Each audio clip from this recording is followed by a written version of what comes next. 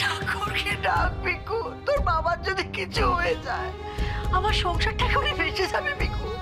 মানুষটা না থাকলে আমি কি করবো বিকু? বাবা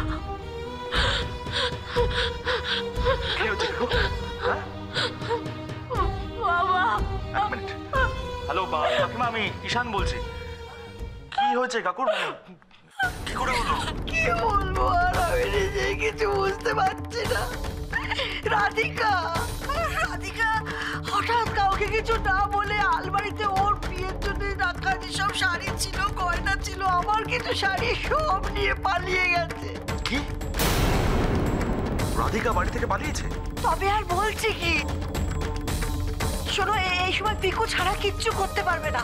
তুমি পিকুকে ফোনটা দাও না। পিকু কোথায়? পিকুকে ফোনটা দাও, পিকুকে দাও ফোনটা। কাকিমা আপনি একদম টেনশন করবেন না, আমি পিকুকে নিয়ে এক্ষুনি আসছি। একদম টেনশন করবেন না।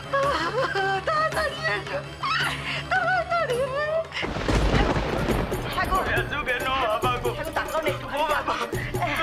এই দেখো, আমি না পিকুকে এক্ষুনি ফোন করলাম। কথা বলছে না। শোনো না, দেখো, আমি তো এক্ষুনি পিকুকে ফোন করলাম। পিকু আসছে। পিকুর উপর তোমার সবচেয়ে বেশি ভরসা। রাধিকা খুঁজে বার করবে, তুমি কোনো চিন্তা করো না। আমার দিকে একবার তাকাও, একটু কথা বলো না।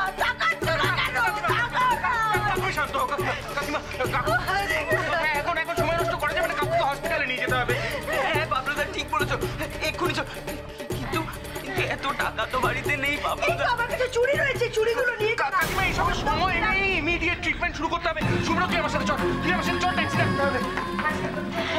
একবার তাকাবে আমার দিকে। হ্যাঁ শুনছো, একবার তাকাও আমার দিকে। তাকাও না, একটু আমার সাথে কথা বলো না। রাধিকা তুই আমার কি সর্বনাশ করলি? একবার দিকে তুই আমার পেটে শত্রু। রাধিকা আমার মানুষটাকে শেষ করে দিয়েছি। মেয়ে পালিয়েছে কার সঙ্গে? আবার নাকি সব গয়নাকাটিও নিয়ে গেছে। দেখেছো, ওরকম চুপচাপ থাকতো আর ঠিক সময় কিরকম সব কাজ গুছিয়ে নিয়ে গেছে। আর সবসময় তো মায়ের সঙ্গে সঙ্গে থাকতো, কে বলবে তার পেটে পেটে এত বুদ্ধি? এই জন্যই তো অত বড় মেয়েকে ঘরে আইবুড়ো অবস্থায় বেশি দিন রাখতে নেই। আর তোমাকেও বলি বন্দনা, এত বড় মেয়েকে না ওই অত বেশি মারধর করতে নেই, বুঝেছো?